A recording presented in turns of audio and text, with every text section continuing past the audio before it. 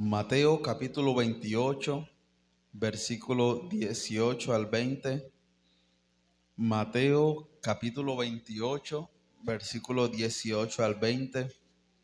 Dice, y Jesús se acercó y les habló, diciendo, Toda potestad me es dada en el cielo y en la tierra. Por tanto, id y haced discípulos a todas las naciones, bautizándolos en el nombre del Padre y del Hijo y del Espíritu Santo, enseñándoles que guarden todas las cosas que os he mandado. Y he aquí, yo estoy con vosotros todos los días hasta el fin del mundo. Estas son las últimas palabras registradas por los evangelistas dirigidas por parte de nuestro Señor Jesucristo y van dirigidas específicamente a sus discípulos, pero es innegable que éstas tendrían el propósito de dirigir a toda la iglesia en lo que resta de su peregrinar en este mundo. Esto es claro, pues presenta un punto de partida que es id, pero también presenta una meta, y es que nombra todas las naciones hasta el fin del mundo. Así que como los primeros creyentes no están en medio nuestro y el fin del mundo realmente todavía no ha llegado, podemos entonces afirmar que esta se constituye una gran comisión que ha obedecido, obedece y obedecerá a la iglesia que el Señor encuentre hasta el día que Él retorne gloriosamente.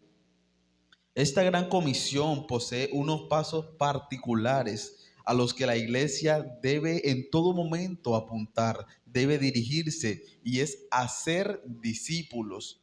Hacer discípulos hace referencia entonces a concentrar la labor evangelística a la creación de una relación maestro-discípulo. Al discipular entonces es una obra inherente en la gran comisión. Bautizar también hace parte de ella. Este también es un imperativo y como se trata de pasos, podemos entonces pensar que aquellos que primeramente son evangelizados, son acercados a Cristo a través de la predicación, luego deben ser también acercados al sacramento, como lo evidencia entonces de esa conversión que tuvo su corazón. Ahora, después de estos dos pasos viene otro y es enseñar. Enseñar a guardar la instrucción de Cristo. Es el tercer paso de esta tarea y es aquí donde supone la existencia de las iglesias locales. ¿Cuál es el propósito que tenemos como iglesias locales? Enseñar esa instrucción de nuestro Señor Jesucristo y enseñar a guardar esa instrucción. La Sagrada Comunión, en donde se le enseña a los salvos a guardar las cosas que Cristo ha mandado en su palabra, es la iglesia. Hemos hablado ya a través de este capítulo 26 de la Confesión de Fe de Londres de 1689, el cual se titula De la Iglesia. Hemos hablado de la Iglesia Universal, también hemos definido quién es la cabeza de esta iglesia, y lo vimos en el párrafo anterior, el número 4 en la clase anterior. Ahora nos adentraremos en una forma más detallada a estudiar la iglesia local. El tema entonces de esta escuela, para aquellos que toman nota, podemos asignarle el título de El origen y propósito de la iglesia local. Origen y propósito de la iglesia local. Recordemos nuevamente que estamos estudiando la Confesión de Fe de Londres de 1689, entendiendo que este es un instrumento de enseñanza falible que se constituye como un resumen de lo que comprendieron nuestros hermanos bautistas particulares en el siglo XVII. Ninguna otra confesión se adentró tanto en esta doctrina como lo hicieron nuestros hermanos bautistas. Hoy vamos a estar viendo específicamente el párrafo número 5 de este capítulo 26. Así que le pido que se dirija a su confesión Voy a estar leyendo el párrafo número 5. Dice la confesión: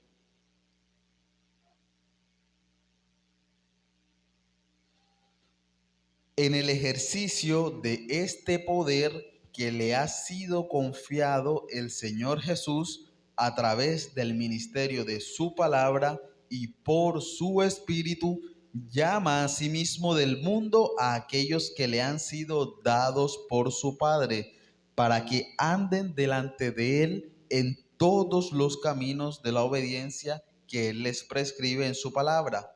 A los así llamados les ordena andar juntos en congregaciones concretas o iglesias, para su edificación mutua y la debida observancia del culto público que Él requiere de ellos en el mundo. Vamos a estar viendo este párrafo a través de un bosquejo, el cual vamos a seguir para esta clase. Recuerde, el tema es el origen y propósito de la iglesia local, y para abordar este tema vamos a ver 4 puntos. Primero, vamos a estar viendo la conexión con la obra interna del Espíritu Santo, su conexión con la obra interna del Espíritu Santo. Segundo, vamos a ver su origen.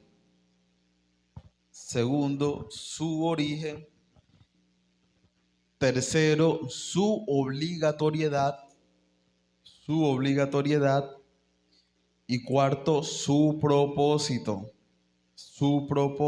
Primero, su conexión con la obra interna del Espíritu Santo. Segundo, su origen. Tercero, su obligatoriedad. Y cuarto, su propósito. Cuando hablamos de las iglesias locales, estas no pueden ser tratadas en el aire realmente, como si señaláramos la iniciativa de los hombres que se reúnen y dicen vamos a hacer una iglesia. No, porque de hecho nuestra naturaleza no nos permitiría realizar eso. El señalarnos a nosotros la iniciativa para que pudiésemos encontrar el fundamento o la existencia misma de una iglesia, el hombre no la hace. Las iglesias locales inician con la actividad interna del Espíritu Santo en el alma de aquellos que luego las formarán. Vamos entonces a ver esto en el primer punto, y es la iglesia local y su conexión con la obra interna del Espíritu Santo. La iglesia local y su conexión con la obra interna del Espíritu Santo. El párrafo inicia diciéndonos: en el ejercicio de este poder que le ha sido confiado al Señor Jesús a través del ministerio de su palabra y por su espíritu, llama a sí mismo del mundo a aquellos que le han sido dados por su Padre. No hay forma que podamos entender este párrafo 5 si no estuvimos en la clase del párrafo 4. Recordemos que se nos enseñó en el párrafo anterior que Cristo fue embestido por el Padre de toda autoridad en el cielo y en la tierra. Las palabras textuales entonces que presenta el párrafo 4 es que Él tiene entonces el poder requerido para el llamamiento, el establecimiento, el orden o el gobierno de la iglesia. Si mira un momento el párrafo número 4 que se encuentra allí encima, dice: el poder requerido para el llamamiento, el establecimiento, el orden o el gobierno de la iglesia fue entregado a nuestro Señor Jesucristo. Ahora, el párrafo número 5 nos dice: en el ejercicio de ese poder. ¿Cuál poder?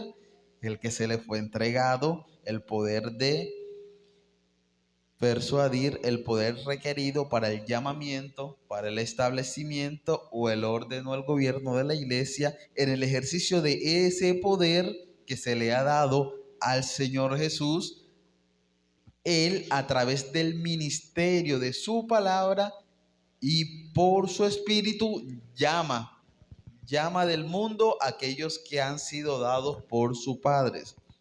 Dice entonces, así que la iglesia es la evidencia del poder de Cristo siendo ejercido.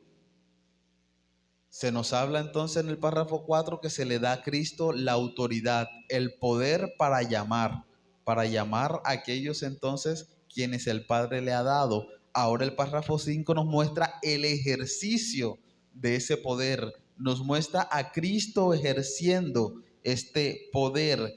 Él entonces por eso se nos presentó como la cabeza del cuerpo y posee las facultades para ejercer esa posición.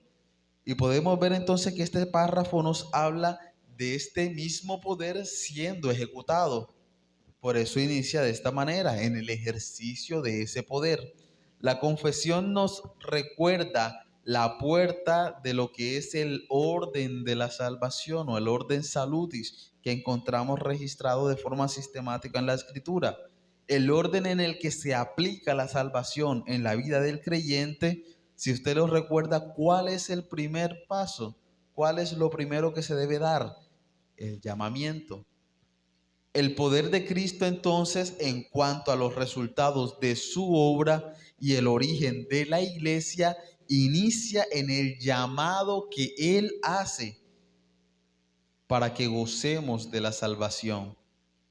Juan capítulo 10 versículo 16, Juan capítulo 10 versículo 16 dice: también tengo otras ovejas que no son de este redil, aquellas también debo traer y oirán mi voz y habrá un rebaño y un pastor. Se nos está hablando claramente del llamamiento, cómo Cristo es quien llama a sus ovejas. Estas oyen su voz. Hay entonces un rebaño y un pastor. El poder que se le entregó a Cristo es para llamar a su pueblo en medio de este mundo. El poder para llamar a aquellos por los cuales Él ya entregó su vida. Este es el glorioso llamamiento eficaz. Así que aquí la confesión nos recuerda algo que ella lo estudió primeramente en el capítulo 10, en el párrafo 1, habla de lo que es el llamamiento. Si va hasta el capítulo 10, el párrafo 1 dice: a aquellos a quienes Dios ha predestinado para vida, tiene a bien en su tiempo señalado y aceptable llamar eficazmente por su palabra y espíritu. Nos recuerda entonces ahora el párrafo 5 de este capítulo 26 que Cristo, ejerciendo ese poder que se le fue dado, llama a los que el Padre le entregó, y lo hace a través de ¿qué? De la palabra y el espíritu. Si nos vamos incluso al Nuevo Testamento, podremos encontrar estos dos elementos que componen lo que es el llamamiento. Primera de Pedro capítulo 1 versículo 23. Primera de Pedro capítulo 1 versículo 23. Dice: siendo renacidos, no de simiente corruptible, sino de incorruptible, por la palabra de Dios que vive y permanece para siempre. Se nos muestra entonces cómo el hombre es renacido por la palabra de Dios. Ahora, Juan capítulo 3, versículo 5. Juan capítulo 3, versículo 5 y versículo 6. Dice: respondió Jesús: de cierto te digo, que el que no naciere de agua y del Espíritu no puede entrar en el reino de Dios.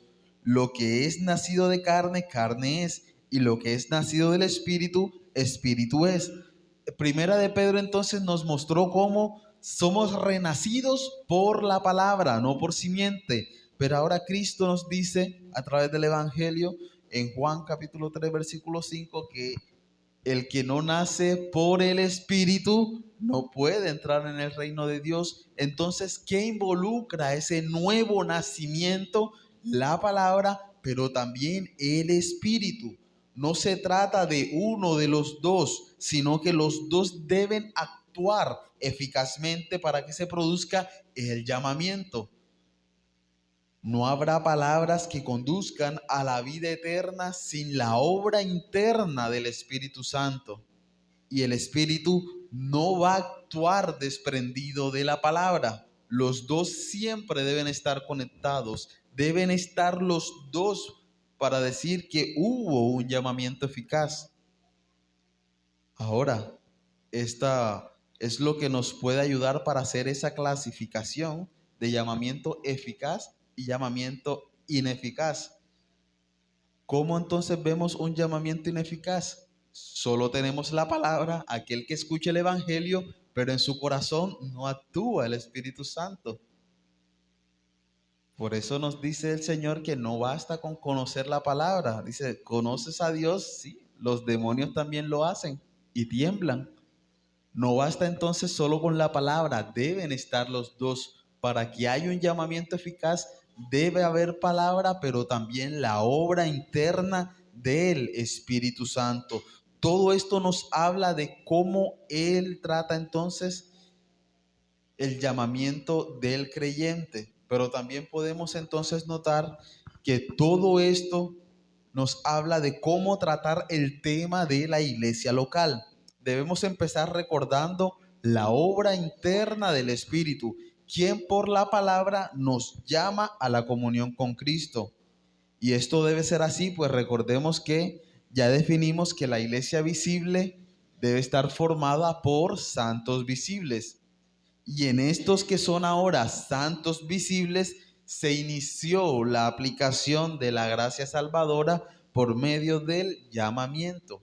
Un llamamiento que es individual, no es un llamamiento colectivo.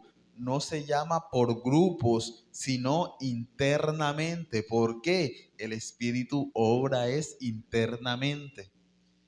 De este aspecto entonces particular o singular de la obra transformadora del Espíritu, podemos pasar ahora sí al origen de la iglesia local. Entendemos entonces cómo está conectado. La iglesia es la unión, la consagración, el grupo de aquellos que son llamados por nuestro Señor Jesucristo. Ahora, este llamamiento aclaramos que parte o está conectado con la obra del Espíritu Santo, la obra que hace internamente también por la palabra. Ahora pasemos al punto número 2 y es el origen, su origen. La confesión dice: en el ejercicio de ese poder que le ha sido confiado, el Señor Jesús, a través del ministerio de su palabra y por su Espíritu, llama a sí mismo del mundo a aquellos que le han sido dados por su Padre para que anden delante de Él en todos los caminos de la obediencia que Él les prescribe en su palabra. La vida cristiana que inicia con el llamamiento debe ser entonces perfeccionada por medio de la santificación. La vida cristiana que inicia con el llamamiento debe ser perfeccionada por medio de la santificación, y esta solo es posible al ser expuestos constantemente a la palabra. Pues el mismo Señor Jesucristo oró diciendo: santifícanos en tu verdad, tu palabra es verdad, en Juan capítulo 17, versículo 17. Y este es entonces el elemento de la gran comisión que compete a las iglesias locales. Por eso se le llama la unión de los santos visibles. ¿Qué nos dice el texto con el cual iniciamos? Mateo capítulo 28, versículo 20. Después de ir por todo el mundo, ir por todas las naciones, hacer discípulos, bautizarlos, ¿qué nos dice? Enseñándoles que guarden todas las cosas que os he mandado. Al hablar del deber de los creyentes de crecer en el conocimiento de la palabra, se asume la necesidad de maestros que guíen en el conocimiento de la verdad. Esta es la razón por la que el Señor regala a la iglesia los dones necesarios para este fin. Él nos promete algo, y es que Él edificaría su iglesia, y lo hace entonces a través de estos dones que entrega a los miembros de la iglesia para que ellos puedan ejercer esa labor de enseñar. Efesios capítulo 4, versículo 11 nos dice cómo es el mismo Cristo quien entrega estos dones. Efesios capítulo 4, versículo 11 dice, y el mismo Señor Jesucristo constituyó a unos apóstoles, a otros profetas, a otros evangelistas, a otros pastores y maestros, a fin de, ¿cuál es el propósito entonces de constituir estos, a estas personas, de constituir estos roles, de entregar estos dones a fin de perfeccionar a los santos para la obra del ministerio, para la edificación del cuerpo de Cristo? El origen entonces de la iglesia local es Cristo. Vimos que Él es la cabeza, ahora vemos que el origen parte también de Él. Pues el propósito de la iglesia, ¿cuál es? Edificar, enseñar a los santos visibles a guardar su palabra. Ahora, ¿cómo hace esto? Entrega dones a través entonces de que apóstoles, profetas, pastores y maestros que tienen ese fin, perfeccionar a los santos para la obra del ministerio, para la edificación del cuerpo de Cristo. El origen de la iglesia local es Cristo y su labor es edificar a su pueblo, proveyendo entonces en ella lo necesario. Cristo provee en su iglesia lo necesario para que guarden lo que Él ha enseñado por medio de su palabra. El puritano John Owen, a través de sus enseñanzas, hizo una pregunta: ¿qué es una iglesia establecida del Evangelio?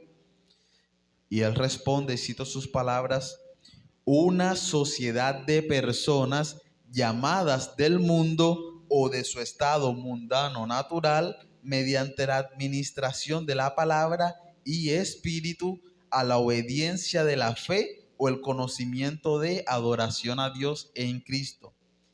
En esto podíamos resumir claramente lo que es la iglesia: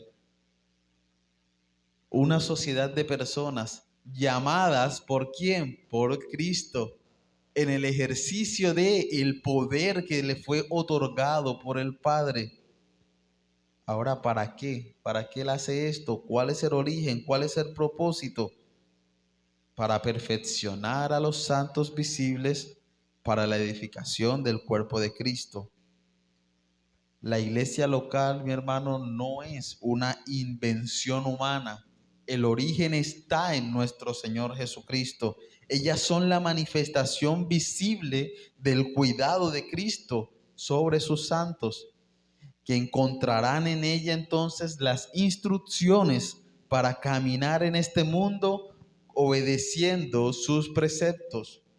Entonces, la autoridad que llama a los salvos en Cristo es quien establece el origen de la iglesia local como aquella donde serán enseñados a vivir en el Evangelio. ¿Estamos claros entonces? El origen de la iglesia local está en nuestro Señor Jesucristo. A Él se le entrega la autoridad, pero Él también, ejerciendo ese poder, ejerciendo esa autoridad, Él llama a aquellos por los cuales ya se entregó. Él llama a todos aquellos para ahora. ¿Para qué? Para edificarlo, enseñarles a guardar todo lo que ya nos ha dejado en su palabra, a vivir en el Evangelio. Ahora, la confesión va mucho más allá y no solo nos muestra la conexión con el Espíritu Santo, no solo nos muestra el origen de la iglesia local, sino también la obligatoriedad. Se nos hace un llamado imperativo y eso es lo que representa la obligatoriedad de la iglesia local. Note lo que dice la confesión, el párrafo 5.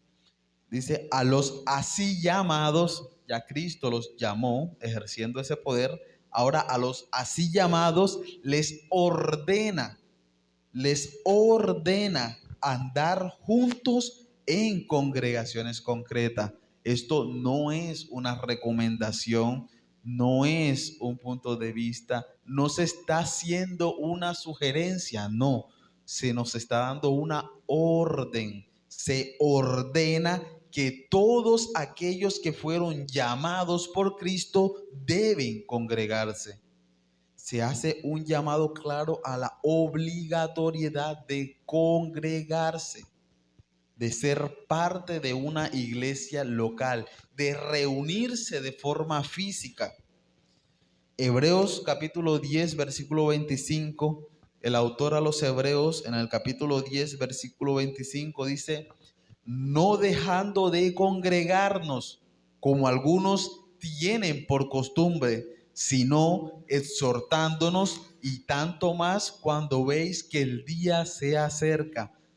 El llamado entonces no es a dejar de asistir, es congregarnos. La vida congregacional no solo es una necesidad que pues debemos aprender a vivir para agradar al Señor, sí, pero también es un mandato expreso por la Biblia, es una orden que se nos ha entregado. No podemos dejar de congregarnos, se nos llama a ser iglesias. Y la iglesia local, mi hermano, no lo es dispersa, sino reunida, reunida de una forma visible. Él nos dice andar juntos, y esto solo es posible en el ejercicio de una liturgia y una comunión constante. Hechos capítulo 2, versículo 44 nos muestra la iglesia primitiva. Hechos capítulo 2, versículo 44, después del llamado que hace el apóstol a través de la exposición de la palabra, nos dice: todos los que habían creído estaban juntos. Luego entonces de ser expuestos a la palabra, el Espíritu Santo obra internamente en ellos. Ellos creen en el Señor. Ahora, ¿cuál es el siguiente paso? Enseñándolos a guardar eso en lo cual han creído. ¿Y cómo lo hacen? En la iglesia local. Por eso les dice: todos los que habían creído ahora estaban juntos. Cuando dejamos de congregarnos, estamos desobedeciendo al Señor, a aquel que nos salvó y que ha provisto de la iglesia local como la herramienta ideal para alimentar a su pueblo. Es nuestro deber entonces acudir cuando somos convocados, ni hablar del día del Señor, que ya sabemos debe ser sagrado para nosotros. Ya Él lo manifestó así. Ahora, además de ser el día del Señor sagrado, ahora somos llamados, somos convocados. Cuando hablamos de llamamiento, la palabra en el griego traduce citación. Pero esta situación no es semejante a una invitación, sino como una citación dictada por un juez. Es una citación a la cual usted no puede rechazar ni siquiera considerar. Se le hace un llamado al cual se le está citando y usted debe ir obligatoriamente. Asimismo es este llamado que se hace por parte de nuestro Señor Jesucristo. Se nos está llamando a ser parte de la iglesia local. El llamado es claro y es a congregarnos, congregarnos. De esa manera entonces es que vamos a poder seguir siendo santificados, seguir siendo instruidos en la verdad. El llamado entonces que se hace es ahora a ser parte de esta congregación. Recordemos, la confesión cita algo en el capítulo 22, quiero citarlo. El capítulo 22 nos habla de la adoración religiosa y precisamente nos habla también de el día de reposo. Capítulo 22, la adoración religiosa y el día de reposo. Note lo que dice el párrafo número 7 de este capítulo 22. Quiero citarlo. Párrafo número 7 dice: así como es la ley de la naturaleza, que en general una proporción de tiempo por designio de Dios se dedique a la adoración a Dios, así en su palabra, por un mandamiento positivo, moral y perpetuo que obliga a todos los hombres en todas las épocas, Dios ha señalado particularmente un día de cada 7 como día de reposo para que sea guardado santo para él, el cual desde el principio del mundo hasta la resurrección de Cristo fue el último día de la semana. Y desde la resurrección de Cristo fue cambiado al primer día de la semana, que es llamado el día del Señor, y debe ser perpetuado hasta el fin del mundo como el día de reposo cristiano, siendo abolida la observancia del último día de la semana. Ahora quiero hacer énfasis en las palabras que encontramos en la confesión. Note el contraste: a los así llamados les ordena andar juntos en congregaciones concretas o iglesias. Este mandato no está sujeto entonces al tiempo o las modas. No es algo que surge al momento en el que se escribe la confesión. Nos aclara entonces que este día de reposo ha existido desde que se creó el mundo hasta la resurrección de Cristo. Ahora, después de la resurrección de Cristo, sigue existiendo, sí, pero ahora es el primer día, el cual es el día del Señor, el día del reposo cristiano. Pero lo importante que es que se guarde este día para adorar al Señor, para reunirnos. Se nos ordena en este día a congregarnos. Y este mandato entonces no está sujeto al tiempo. No se nos ordena a ser parte de grupos o ser seguidores de predicadores o de programas de redes sociales. Lo que Cristo nos ordena es andar juntos, andar junto a otros hermanos en congregaciones concretas. Y parece que la confesión nos estuviera hablando en estos tiempos en el cual no hay una congregación completa, sino que yo me conecto a una iglesia el domingo, pero no me gustó lo que dijo ese pastor. El próximo domingo me conecto con otro, pero ese tampoco estoy de acuerdo con su enseñanza. Entonces simplemente es fácil desde nuestra casa buscar con qué pastor estoy más de acuerdo, con qué enseñanza estoy más relacionado. Y no es así, mis hermanos. No es de esta manera. Entonces, seguir desde tu casa una transmisión, aun cuando fuera en vivo, no es congregarte. Está bien si quieres formarte, si quieres aprender, buscar enseñanzas, claro que sí, pero esto no debe sustituir el que tú te congregues, que camines junto a tus hermanos, que te reúnas con los otros llamados. No estás obedeciendo al Señor cuando solo escuchas o sigues. Debes congregarte, debes ir a una iglesia local concreta y ser fiel a sus reuniones, pues así lo ordena el Señor. Es una orden. Vemos entonces el origen de la iglesia local. Vimos entonces su obligatoriedad, como esta entonces no es una sugerencia, es una orden, que se reúnan todos aquellos que fueron llamados por Cristo. Ahora, ¿cuál es el propósito? Pasemos al punto número 4 y es su propósito.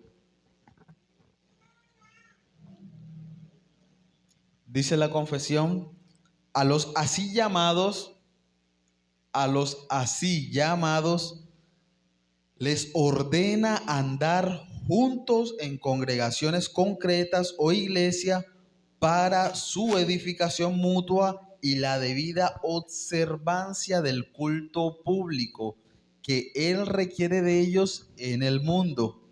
Notemos que hay dos propósitos de forma implícita en lo que nos dice la confesión. Primero, que nos debemos congregar para ser edificados. Dice, para su edificación mutua. Pero también nos debemos congregar para rendir culto público a nuestro Señor. Dice, y la debida observancia del culto público que Él requiere de ellos en el mundo. Mi hermano, los medios de gracia son utilizados maravillosamente cuando nos congregamos. Los medios que Cristo ha dejado para nuestra edificación, la palabra, la oración, los sacramentos, la comunión, Todos estos son utilizados fielmente cuando nos congregamos. Solamente podemos participar de ellos estando juntos. Hebreos capítulo 10, versículo 24 y 25. Note cómo lo presenta el autor. Hebreos capítulo 10, versículo 24 y 25. Dice, y considerémonos unos a otros para estimularnos al amor y a las buenas obras, no dejando de congregarnos como algunos tienen por costumbre, sino exhortándonos, y tanto más cuando veis que el día se acerca. El autor describe claramente cuál es el propósito de la iglesia local. No es abandonarla, no es dejarla, sino estimularnos en amor, exhortándonos para andar juntos. Colosenses capítulo 3, versículo 16, el apóstol Pablo dice, Colosenses capítulo 3, versículo 16, la palabra de Cristo more en abundancia en vosotros, enseñándoos y exhortándoos unos a otros en toda sabiduría, cantando con gracia en vuestros corazones al Señor con salmos e himnos y cánticos espirituales. Mi hermano, este es el culto que se exige de nosotros. Un culto comunitario, no uno individual. No rindes culto desde tu casa. No rindes culto conectado a una pantalla. No estás rindiendo culto orando solo en tu cuarto. Solamente rindes culto al ser unido con tus hermanos, con los otros llamados, como lo expresa, enseñándoos y exhortándoos unos a otros, cantando con gracia en vuestros corazones al Señor, salmos e himnos. Este es el culto que se nos exige. Adoras al Señor como Él lo demanda cuando no abandonas las reuniones de la iglesia y cuando junto a tus hermanos adoras al Señor. Este es el llamado que se nos hace. Este es el propósito de la iglesia local. Esa iglesia que Cristo es quien origina. Esto que es obligatorio, pues todo se nos ordena congregarnos, tiene el propósito de ser edificados y de esta forma también rendir culto público al Señor.